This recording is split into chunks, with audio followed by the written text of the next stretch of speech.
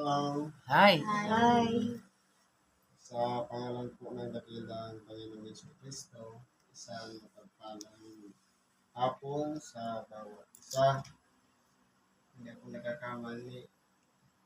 Kung bakit hindi lang tatlo. Balik. Nakailang balik na tayo dito kina may ingay kung sa akin. Ngayon po, kanina, pinapili ko si Brother Citas. Maganda yung napili niya. Tungkol sa Galacia, ngayon, bigyan natin ng pagpapalawak kung ano yung pinakamensahe dito sa Galacia 3, versikulo 15 hanggang 23. Sabi dito, mga kapatid, nagsasalita ako ayon sa kaugalian ng mga tao. Bagamat ang pakikipagtipan ay gawa lamang ng tao, gayunmay, pagka pinagtibay, sino man ay hindi makapagwawalang kabuluhan o makapagdaan. Siguro, kung aralin natin, pamilyar tayo ng last will ng Testament.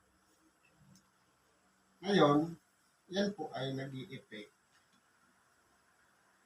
pagka wala na yung nagbigay.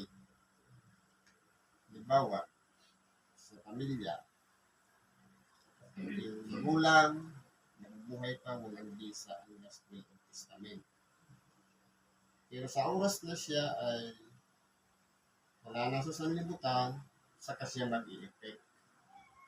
Ngayon po, dito, pinaliwanag ni Apostol Pablo na bagamat ang kautusan ay para lamang sa mga tao, pero nung makipagtipan ang Diyos kay Abraham,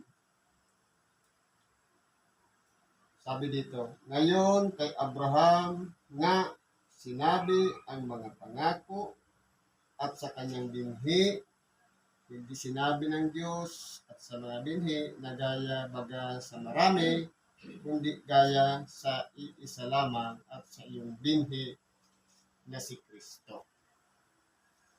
Kung yan pong last will, ang nangyayari po sa tao, ganun din po sa Diyos.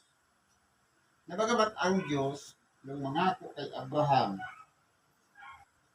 na sa iyong binhi, hindi siya marami, iyong binhi, isa lang, sa makatuwid bagay si Kristo, dahil po, kung titingnan natin,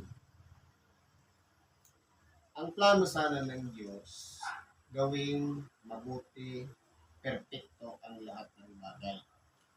Pero dahil nga sa pagkakasala na nag-umpisa sa kautusan at nagkaroon ng paglabag, kaya nga tinatawag na kasalanan, napahiwalay po ang tao sa Diyos. At lumipas ang mga panahon, ikinakailangan ng baguhin ang sanlibutan sa pamamagitan ng pagbunaw ng tubig. Ito po ay nangyari dahil din sa kalooban ng Diyos. Kumbaga, na-reset yung tao. Isang lahi na lang yung pinanggagalingan kay Noe. May 3 anak at mga asawa nila, 8 kaluluwa. Mula po noon, dumami na naman ang tao hanggang sa sinilang si Abraham. Ngayon, ipinaaliwalas ng Diyos kay Abraham na mula sa kanyang mga inapo o binhi ay lalabas, pinangako niya na sabi dito na ito ang aking sinasabi, ang isang pakikipagtipang pinagtibay na ng una ng Diyos ay hindi mapapawalang kabuluhan ng kautusan na sumipot ng makaraan ang 430 taon upang pawalang kabuluhan ang pangako. Kaya kung titingnan po natin, si Abraham, pagamat doon sa kanyang katandaan, pinangakuan siya ng Diyos. At ito naman kanyang asawa, na si Sarah, lipas na. Hindi na magkakaroon ng anak. Pero sumampalataya po si Abraham sa pangako ng Diyos. Bagamat wala siyang inaasahan na magiging anak galing sa kanyang asawang si Sarah, pero nanalig po si Abraham sa sinabi ng Diyos, at sa iyong inapo o sa iyong binhi na walang iba. Paglipas ng 430 years, nagkaroon po ng pangyayari. Mula kay Abraham, saka naman po isinilang yung tinatawag na binhi, walang iba ang ating dakilang Panginoon Hesus Kristo. Na ito po ang binhi na sinasabi na kumbaga yung dating pakikipagtipan ng Diyos sa tao na sa pamamagitan ng mga kautusan, may mga palatuntunan, may mga tinatawag na kahatulan na bawat pagkakasala ng tao may kaakibat na katulan kung ano yung gagawin upang makapag-reconcile o makapagbayad sala.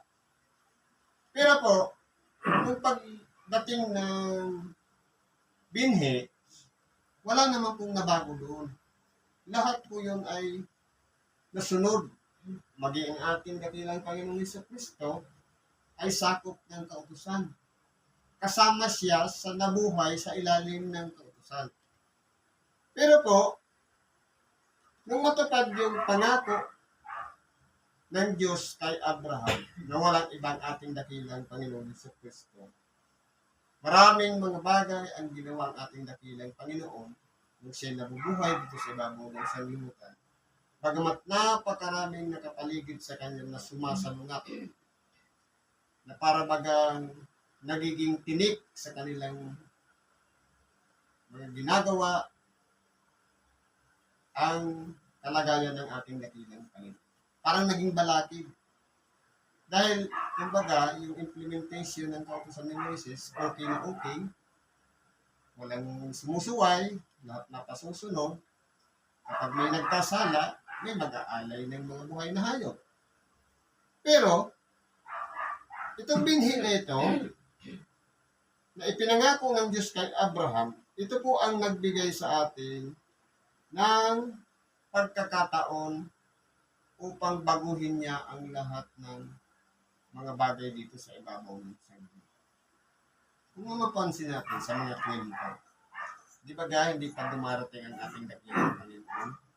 Wala naman noong mga taon o pitsa kung ano man. Basta ang sinasabi noon, binibilang lang yung taon, tapos maglalagay busy. Nung sinilang ang ating dakilang Panginoon, nagkaroon na po ng mga panahon. At pagkatapos na siya umakyat sa langit, nagkaroon naman ng bilang ulit. AD. Kaya siya po ang sinasabing binhi na walang iba, ito yung nagbigay sa atin ng pag-asa. Nung siya ay nabubuhay sa ilalim ng kautusan at sa pamamagitan din ng kalooban ng Diyos, siya ang nagbigay sa atin ng pagkakataon na maputol na yung pag-aalay ng mga buhay na hayop sa makatuwid, ang kanyang nag-iisang buhay na lang ang iaalay alang-alang sa pagkakasala ng bawat isa. Kung dati noon, kapag nagkasala ang isang tao, ikaw rin ang magbibigay ng kaloob para sunugin. Pero po, pagdating ng ating dakilang Panginoon, siya na po ang tinatawag dito na tagapamagitan. Basahin natin. Ito nga, sapagkat kung ang mana ay sa pamamagitan ng kautusan, ay hindi na sa pamamagitan ng pangako, datapwat ipinagkaloob ng Diyos kay Abraham sa pamamagitan ng pangako. Totoo po. Kasi po, kung titingnan po natin, kung abawatay natin sa mana, ang mangyayari po yan, hindi pa rin mapuputol yung pagkakasala ng tao. Tama yung sinabi ni Apostol Pablo. Walang matuwid, wala kahit isa. Pero po, dahil po sa pangako ng Diyos kay Abraham, na walang ibang ating dakilang Panginoon, siya po ang tinawag na tagapamagitan. Sabi dito, ano nga ang kabuluhan ng kautusan? Idinagdag dahil sa pagsalangsan. Totoo po. Kaya po, nagkaroon ng mga kautusan. Yan po ay idinagdag na dapat sundin ng tao upang sa magkaroon ng mga limitasyon ang lahat ng bagay. Kasi po, malaya po ang tao na nakakagawa ng mga bagay-bagay na sumasalungat sa kalooban ng Diyos. Pero kung meron kautusan, meron pong pagbabatayan upang sa ganun, kapag may nalabag, ito'y ibinibilang na kasalanan. Sabi dito,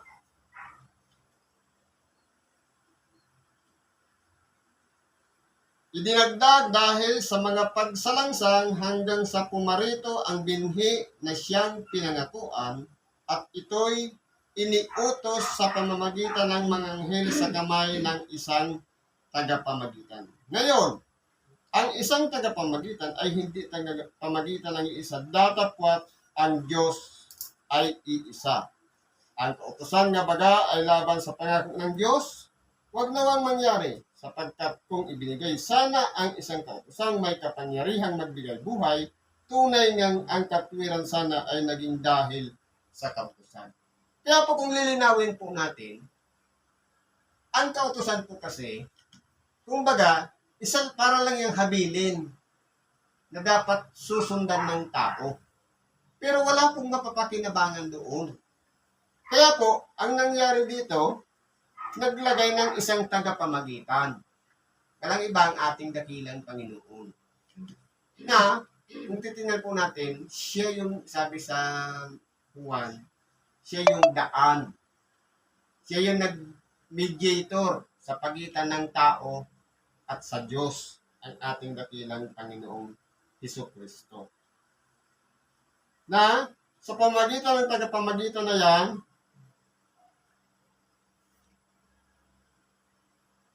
ang kautusan nga baga ay laban sa pangako ng Diyos.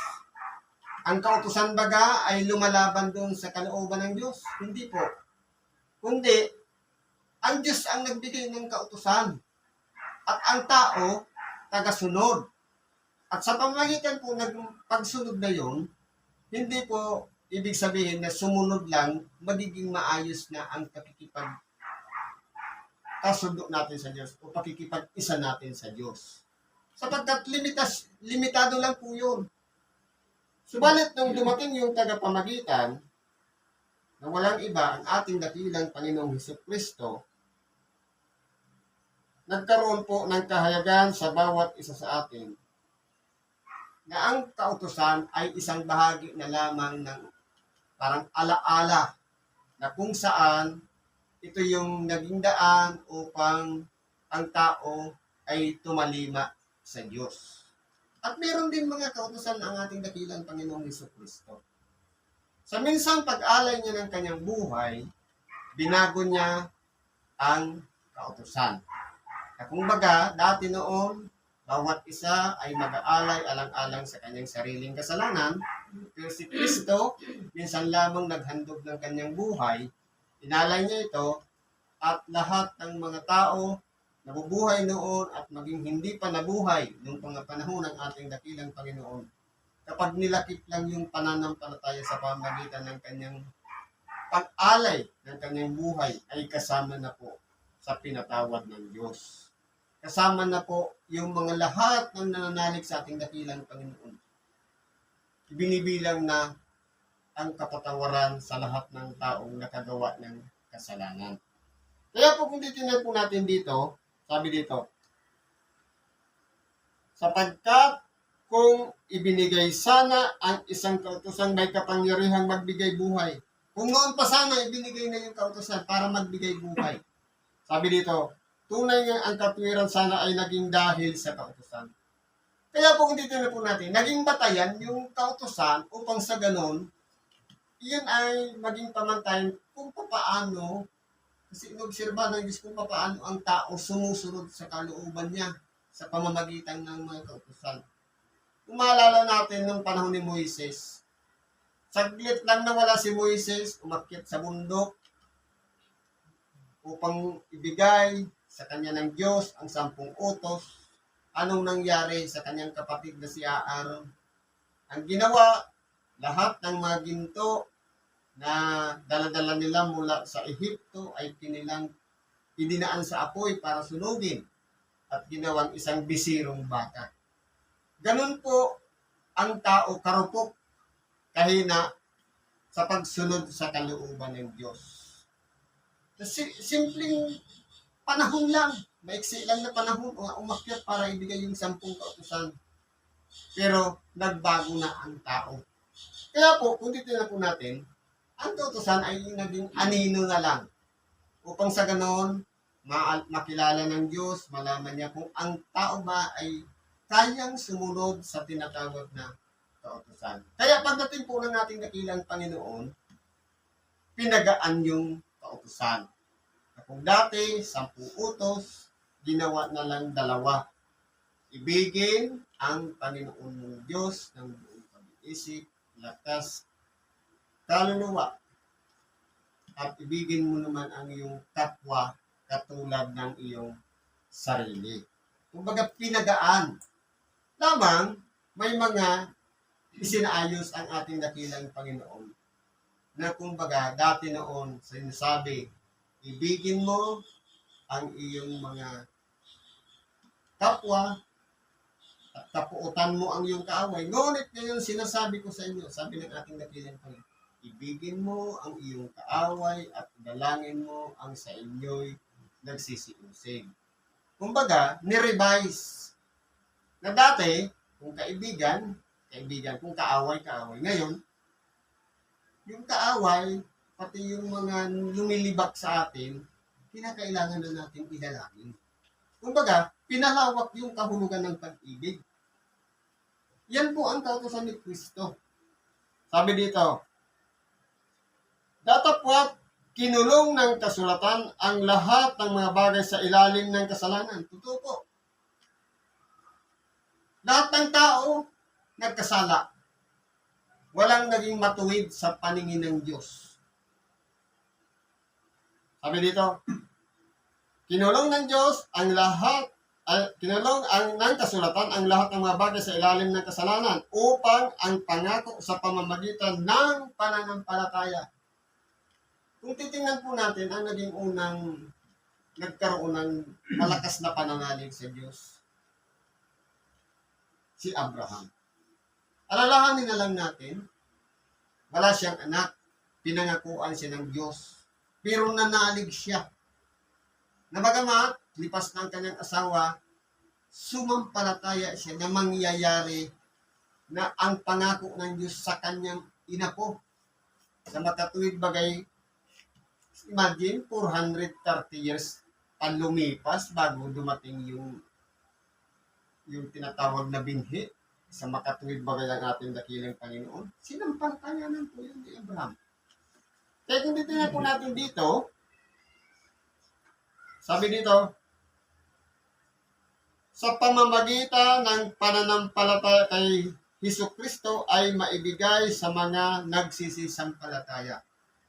Ngayon po, ang tao, magmula nung ang ating dakilang Panginoon mag-alay ng kanyang buhay, marami po ang nagsisampalataya sa Kanya.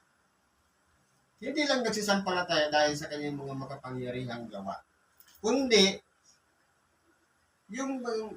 ang kanilang sariling paghahanda sa kanilang sariling kaluluwa sa hinaharap.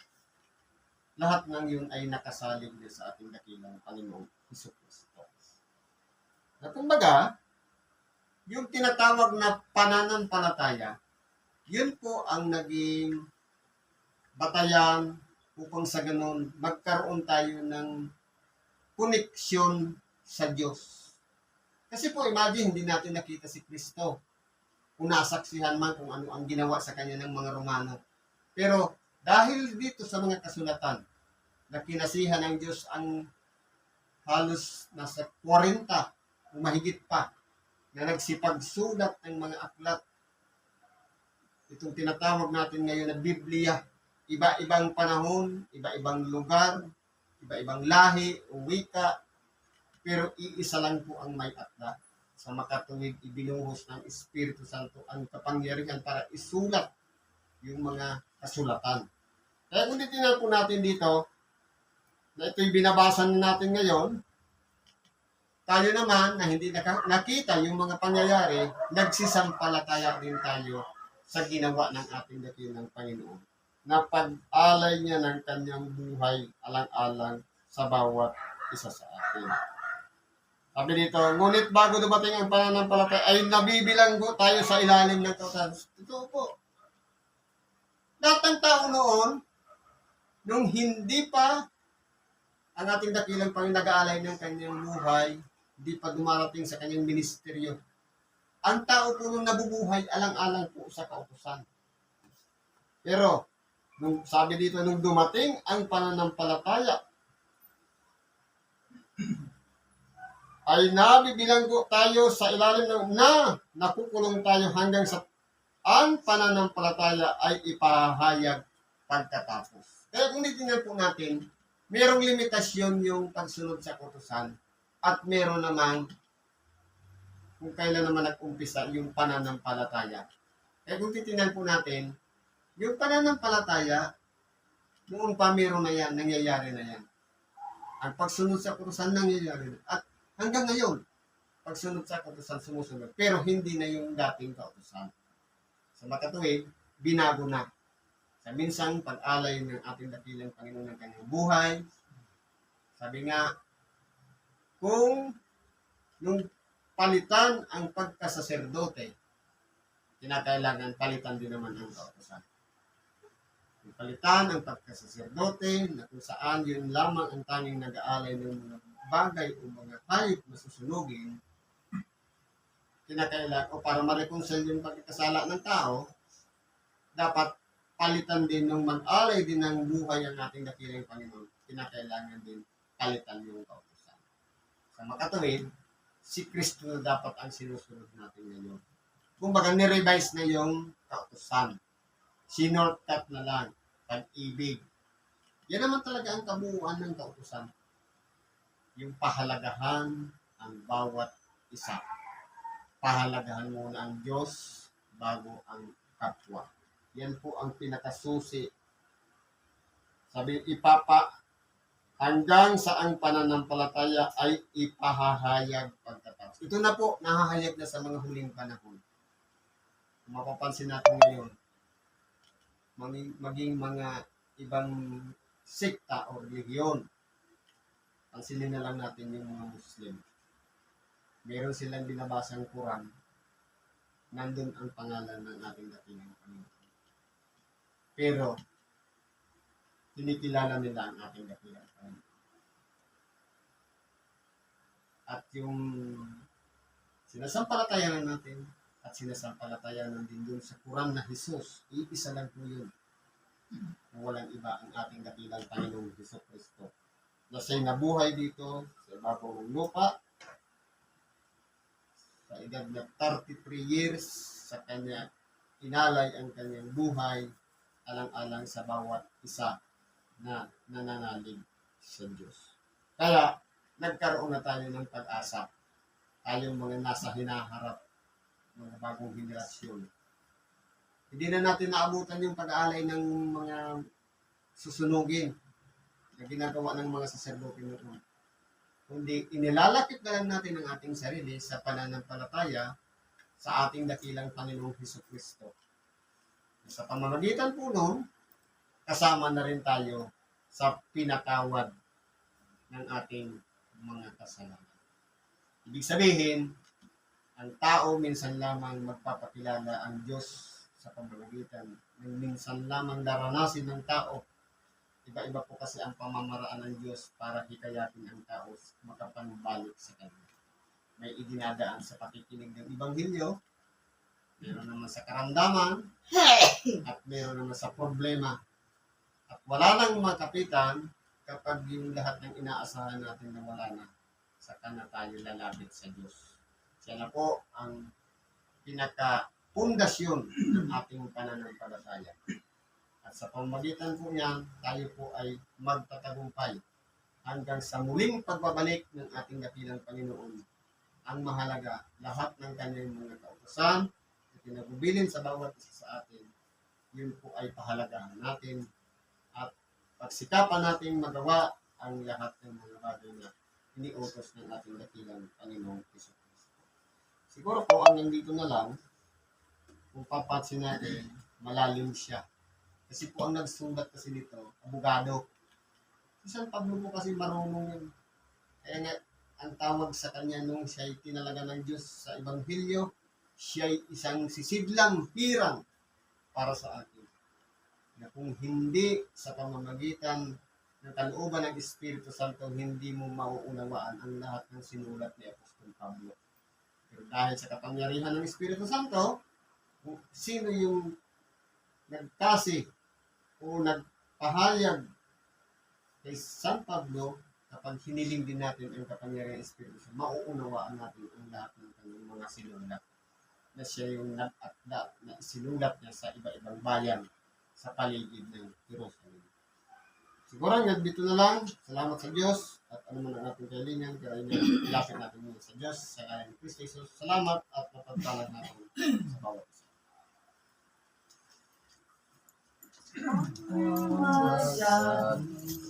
Siya